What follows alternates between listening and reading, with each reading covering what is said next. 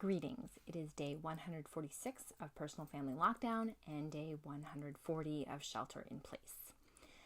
Last year, and I guess previously, I don't think I spent all that much time thinking about grocery shopping. It was a regular chore, but kind of not that big a deal.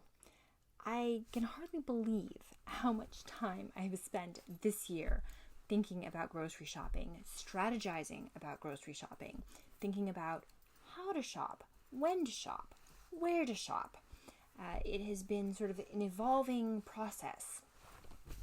So the latest in the grocery shopping saga, for June and July, we basically did all of our in-person physical grocery shopping sort of at one go. It was one massive, long shopping trip. And then we had our weekly produce deliveries, which worked out pretty well, but is very draining for the shopper. So we looked into some alternatives for our monthly shopping trip in August. Even without sheltering in place, now that we have 3 kids under the age of 5, I could imagine that basically if I were to physically go shopping with them, my cart would be full of children and there would be no space for actual food. So there are some benefits to this, even aside from the sheltering aspect. I recall when my mom had her 3rd child, she also sort of dabbled in grocery delivery options, which I think were a lot more limited years ago. So at the beginning of the pandemic, you could not find sort of time slots for grocery deliveries in a lot of services. And additionally, there were so many items which you couldn't get.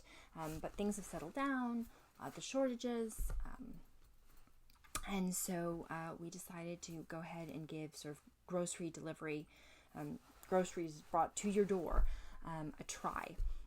My husband spent a lot of time looking at the different options, and yesterday we had not 1, not 2, but 3 grocery deliveries from various different options to get us our sort of monthly groceries.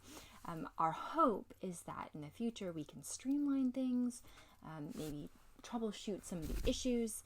I know there were some challenges when my mom tried this that we were keeping in mind to see if we could sort of improve upon.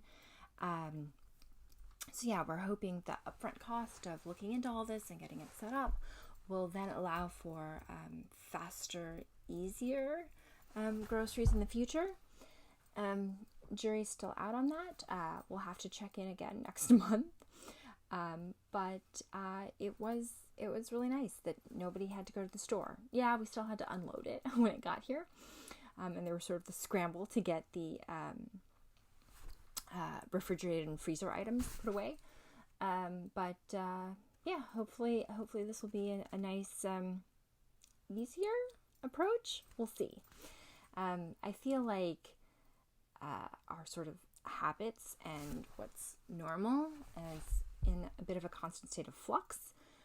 Obviously, we all had to adjust to being home all the time, with my husband and I working from home, then adjusting with a new baby and having both of us on leave at home.